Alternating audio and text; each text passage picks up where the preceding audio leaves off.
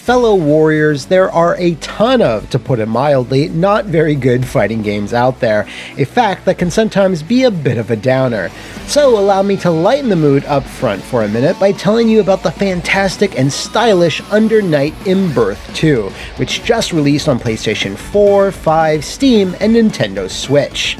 This latest anime fighter from French Bread and Arc System Works comes packed with 24 unique fighters with renewed visuals, dozens upon dozens of sick character colors, revamped fighting mechanics, new special moves, a variety of modes such as arcade story, survival, mission, in-depth training, and of course rollback-enabled netcode, so you can fight through the latest chapter of the Under Night saga with anyone in the world. Uni 2 also introduces 3 brand new characters, Tsurugi, Kuron, and of course the double-barreled beauty herself, Kaguya, who proves that shotguns and waifus are an unbeatable combination. Finally, the Season 1 pass, which includes 3 future DLC characters, Ogre, Azumi, and Izuki, is currently a free early purchase bonus for any fans who buy the game between now and March 31st. So, if you're ready to fight through the Hollow Knight, hit the link in the description and pinned comment below.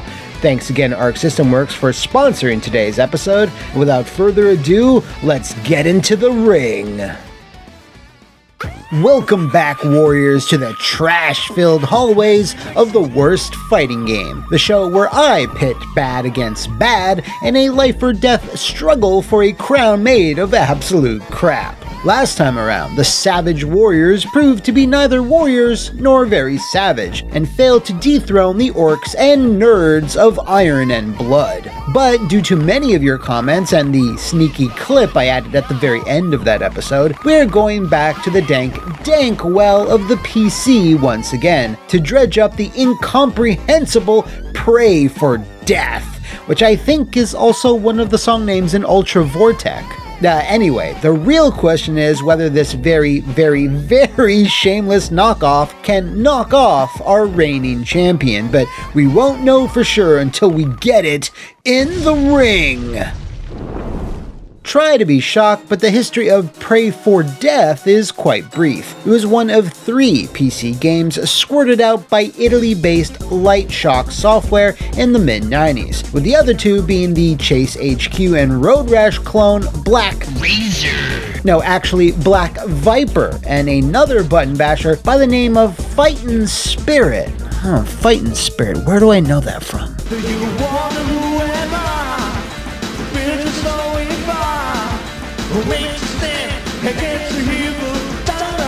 Ah, yes. Lightshock was headed up by these 2 gentlemen named, these gentlemen. Okay, let me give it a shot.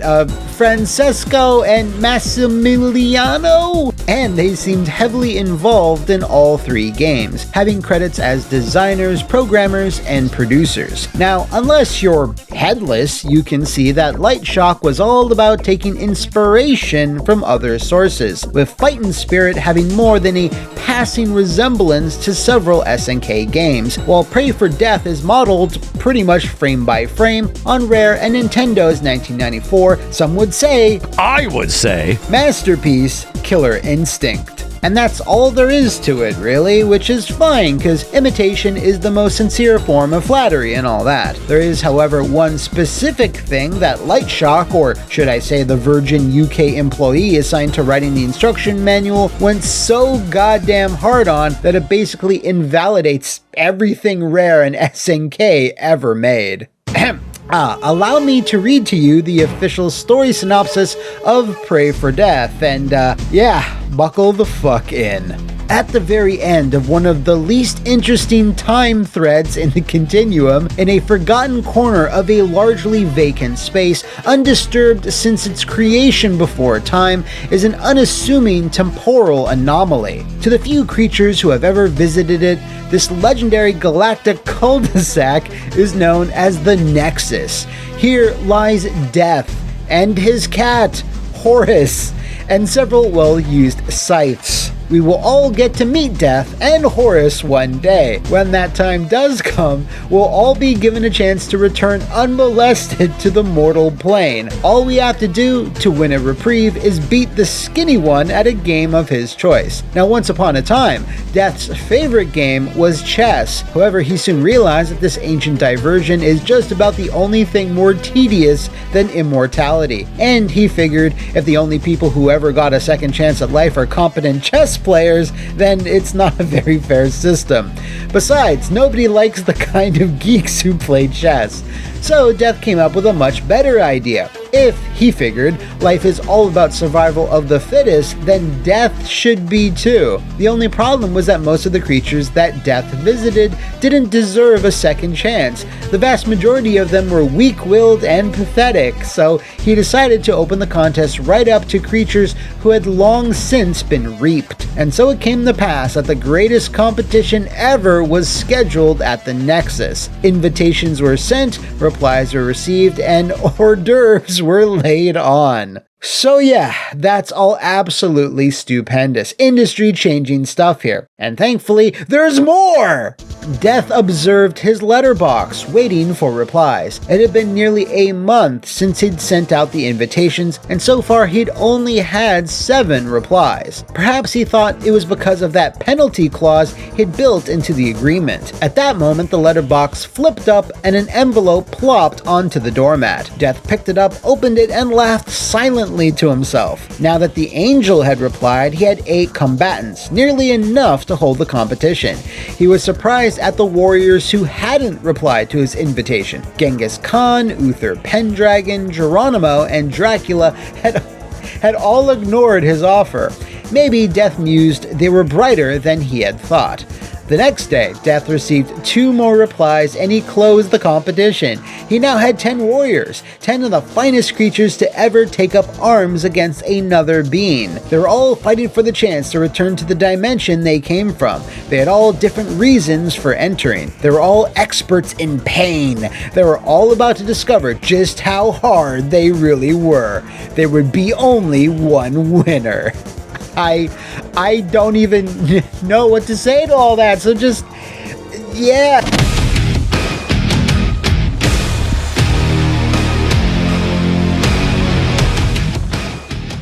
So, while you're all still reeling from the fact that Death has a cat named Horus, let's take a look at the distinct visual identity of Pray for Death, because it's quite the doozy. There's a fully animated CGI intro avec fancy credits, CGI clips for every character, which look very familiar. The select screen is projected into Death's eye sockets. Hey, that's good stuff. Then there's the hilariously written pre-fight banter, a terrible but still over-the-top announcer, Ready to die? and finally some of the weirdest endings I've covered yet. But let's back up and take a look at that roster, cause Edge doesn't come much sharper than this. There's Painbringer, aka Fulgore, and has been programmed with complete mastery of every martial art. Then we have Pantera, legally risky, an unbalanced Dommy Mommy who's into heavy metal, techno, and outright murder. Maelstrom, a devil-worshipping spirit in a suit of armor and has a lust for blood. Wulfric, a brutish but jovial Viking who's trying to hunt down an evil wizard. Zenobius, said evil wizard who's stolen an artifact from Odin to gain immortality. Uriel, a fallen angel who's also trying to win back God's favor by killing demons. Morgan, the demon gatekeeper of hell that Uriel bested to escape the underworld. Anubis, or Anubi, I guess, who started my love affair with cool-looking jackal-headed deities that continued in both War Gods and The Mummy Returns. Jan Fawn, kind of the outlier of the group, as he's a wholesome Bruce Lee clone that just wants to get his kids back. And finally, the pièce de résistance, the darling, the dreaming Cthulhu. Yes, the old god was somehow killed by ancient Atlanteans, then got sent to hell and now wants revengeance. There's also, of course, a sub-boss simply named Pain. I don't know what the hell it is. And finally, Death, just a basic bitch bottom shelf Spirit of Halloween Grim Reaper costume. I gotta be honest, I'm kinda disappointed with this look given how unhinged everyone else is. Plus Horace is completely MIA. You can't tease me with a cat and then not deliver. Now, graphically, you can see the clear KI influence. It's just 100 times more pixelated, which was exemplified with the backgrounds being a migraine-inducing mess, but I have to say they at least got pretty close to the look, all things considered. Music is mostly the standard crunchy guitars and driving beats you'd expect, so nothing too egregious nor too memorable, so don't bother going over to Kingdom Hearts Insider for the soundtrack. Finally, there's those endings, which I can't wait any longer to talk about. You get one unique CGI clip per character, typically doing something weird like becoming a washing machine or roughhousing with death, only to then be treated with a second part that's a so-and-so would go on to do this and this style epilogue, which are fully narrated by Mr. Grimm himself. With no Horace in sight, mind you, I'd say 75% of these endings are just taking the piss. One has no conclusion or explanation, saying you need to wait for the sequel, which never came out. Another has Death petting Anubis on the head like a good boy, and one sees Cthulhu returning back to the mortal plane, but is cursed to perform at SeaWorld until the end of his days. It's all jokes and fun, isn't it, Death? Well, there's going to be no jokes or fun in the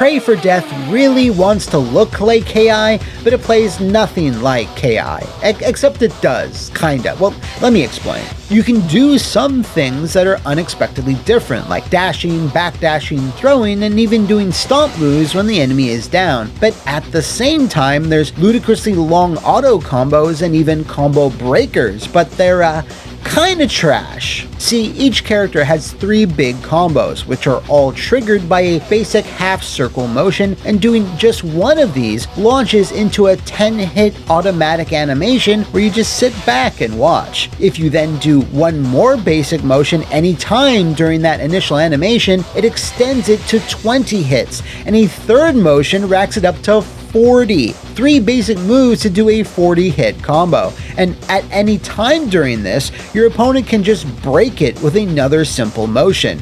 No strategy, no guessing, no thinking, no skill. You have infinite breakers too, unlike say the 3D Mortal Kombat game, so it's literally the most brain-dead, watered-down version of KI's combo system. Lightshock took one look at that and said, yeah, can we do the same thing but with a fraction of the work? And yeah, they did! What's also surprising is that the game has a stun meter, which was a pretty cutting-edge thing at the time that I believe Primal Rage started, but correct me if I'm wrong on that.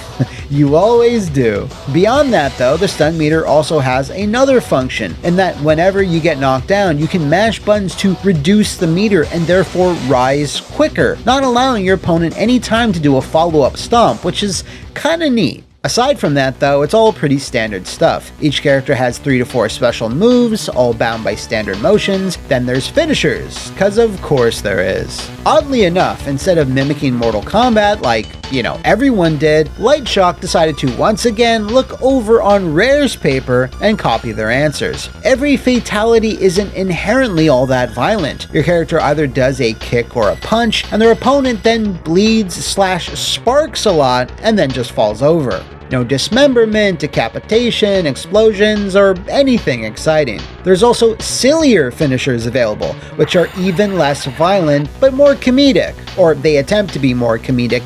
The punchlines aren't very good, to be honest. It's mostly dropping hilariously oversized objects on your fallen foes, like a pyramid, a cute squid, a giant foot, flushing them down the toilet, but nothing can really compare to the chaste purity of Uriel the Angel, who just rips off her top and shakes what God gave her, a finisher that's literally never been done before. What hasn't been done before is Death Mode, which is actually kinda unique. It's a survival gauntlet where you control exclusively the boss, Death, yeah, that guy. He has to endure a wave of enemies one after the other on a single life bar, as if he just wants to swing his bony boner around going, yeah, come get some, think about it. There's also a tag mode on offer too, which for 1996 is rather novel, but if you went to those lengths, you couldn't have at least thrown in a practice option too? All in all, everything here is okay, except for the absolute insult that is the quote-unquote combo system, which is so shameless and lazy that it really can't be defended. Hell, at least Vicious Circle, another KI clone, attempted a combo system with some modicum of complexity and depth, and hell, that game wasn't even finished!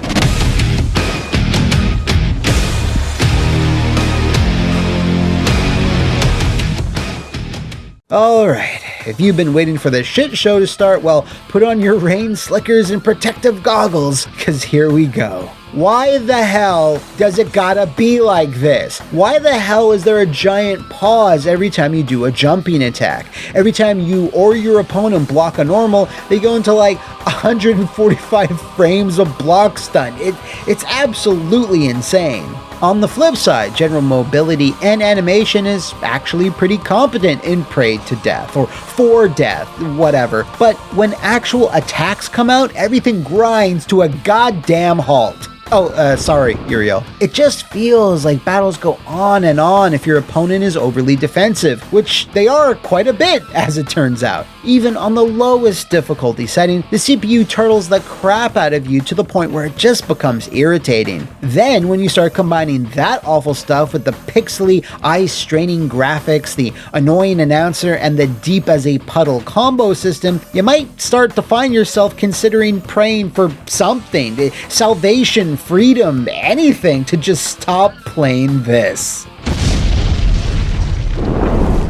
Prey for Death largely gets by on its presentation because, you know, it's honest. Yeah, we're ripping this off, so what? Want to fight about it? Well, it feels terrible to actually play. Watching the fighter introductions and endings are kind of worth the price just by itself, along with the roster and writing being so crazy that it's actually kind of charming. But what's not worth the price of admission is the re-release on modern PC storefronts. These are incredibly lazy and have seen no work put into them whatsoever. Not even basic controller support, which shouldn't be surprising considering they were published by Modern Interplay. They somehow snagged the rights to this and a few other random PC games, and are currently responsible for shutting down any and all Clay Fighter fan games, so they could instead not do anything with Clay Fighter themselves. Great work, guys. Speaking of Clay Fighter, I think Prey to Death belongs right alongside it in the fairly stinky tier. It could have even made That's Just Fine, but since they refused to show Horus, I had to take appropriate action. So, Warriors of Ravenloft, you can unclutch your crown of crap that you hold close to your chest once again, cause it ain't going nowhere.